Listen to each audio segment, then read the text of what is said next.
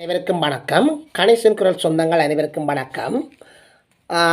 இன்றும் நாட்டினுடைய மிக மோசமான நிலை சம்பந்தமாக அனுராக் குமார திசாநாயக்கா கூறப்பட்ட கருத்து மற்றும் போலீஸ் காவலில் இருந்த சந்தேக நபர் உயிரிழப்பு இது போன்ற செய்திகளை விரிவாக பார்க்கலாம் என்று இருக்கின்றோம்.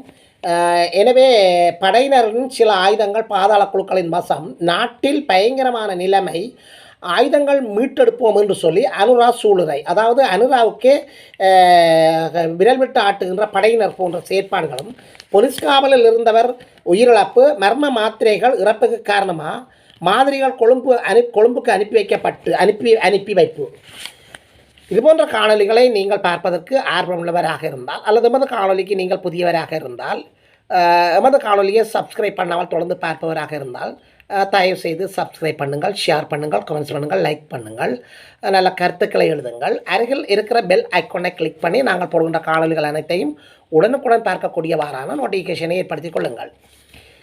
படையினரின் சில ஆயுதங்கள் பாதாள குழுக்களின் வசம், நாட்டில் பயங்கரமான நிலை, ஆயுதங்கள் மீட்டெடுப்போம் என்று அனுரா சூளுரை.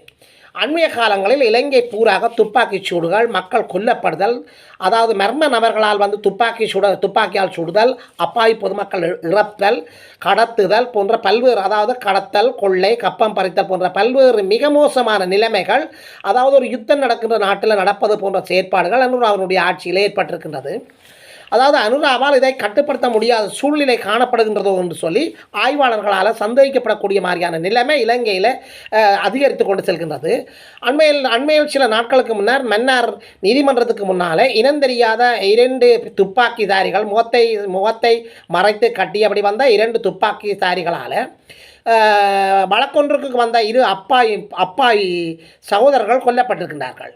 எனவே இது போன்ற பிரச்சனைகள் காரணமாக படையினருடைய ஆயுதங்கள், அதாவது பாதாள குழுக்களின் கையில் வசம் சிக்கியிருக்கிறதா அல்லது படையினர் இவ்வாறு பணத்துக்கு செயற்படுகின்றார்களா போன்ற பல்வேறு சந்தேகங்கள் ஜனாதிபதிக்கு ஏற்பட்டிருக்கிறது. படையினரின் சில ஆயுதங்கள் பாதாள குழுக்களின் வசம், நாட்டின் பயங்கரமான நிலை, ஆயுதங்களை மீட்டெடுப்போம் அனுரா சூளுரை. இராணுவத்தின் வசம் இருந்த சில ஆபத்தான ஆயுதங்கள் பாதாள குழுக்களின் கைகளில் சென்றுள்ளது. அதுடன் பாதாள குழுக்களிடம் பணம் பெற்று துப்பாக்கிச் சூடு நடத்துபவர்கள் இராணுவத்துக்குள் இருக்கவே செய்கிறார்கள் என்று சொல்லி ஜனாதிபதி அனுராக் குமார திசாநாயக்கா தெரிவித்துள்ளார். களுத்துறையில் நேற்று நடைபெற்ற மக்கள் சந்திப்பில் கலந்து கொண்டு உரையாற்றுகையிலே இவ்வாறு தெரிவித்துள்ளார். அவர் மேலும் தெரிவித்ததாவது, போலீஸ் மா அதிபர், சிரேஷ்ட பிரதி போலீஸ் மா அதிபர்கள் உட்பட போலீசாரின் தலையீட்டுடன் இலங்கை வரலாற்றிலே அதிகளவான போதைப் பொருட்கள் கைப்பற்றப்பட்டு வருகின்றன. பணம் மற்றும் ஆயுதங்கள் என்பன மீட்கப்பட்டு வருகின்றன. நாட்டில் உள்ள பயங்கரமான ஒரு நிலை தொடர்பான தகவல் ஒன்றை வெளியிடுகின்றேன். இராணுவ முகாம்களில் உள்ள ஆயுதங்கள் வெளியில் வந்துள்ளன. குறிப்பாக இராணுவ முகாம் ஒன்றிலிருந்து T56 ரக துப்பாக்கிகள் 73 பாதாள குழுக்கள் வசம் சென்றுள்ளன. அதாவது T56 வகை துப்பாக்கிகள், மொத்தமாக 73 துப்பாக்கிகள் பாதாள குழுக்கள் வசம் சென்றுள்ளன. அவற்றில் 38 துப்பாக்கிகளை நாம் மீள கைப்பற்றியுள்ளோம். எஞ்சிய 35 துப்பாக்கிகளை தேடி வருகின்றோம். இராணுவத்தின் சிறப்பாக செயற்படக்கூடிய புகழ்பெற்ற அதிகாரிகள் இருக்கும் நிலையில் பாதாள குழுக்களுக்காக வேலை செய்யும் சிலரும் இருக்கவே செய்கின்றார்கள். பாதாள குழுவிடம் பணத்தை பெற்றுவிட்டு சூடு நடத்திவிட்டு முகாம்களுக்குள் செல்பவர்களும் இருக்கின்றார்கள். இப்படியான 13 பேர் கைது செய்யப்பட்டுள்ளனர். பாதாள குழுக்களுக்கு இடமில்லை, எல்லாவற்றையும் நாம் சுத்தம் செய்வோம். அர்ப்பணிப்புடன் செயற்படும் போலீசார் இருக்கின்றார்கள். அவர்களுக்கு பதவி உயர்வு வழங்குவதற்கு திட்டம் தீட்டியுள்ளோம் என்று அனுராக் குமார திசாநாயக்கா தெரிவித்துள்ளார். போலீஸ் காவலில் இருந்த சந்தேக நபர் உயிரிழப்பு, மர்ம மாத்திரைகள் இறப்புக்கு காரணமாக மாதிரிகள் கொழும்புக்கு அனுப்பி வைப்பு.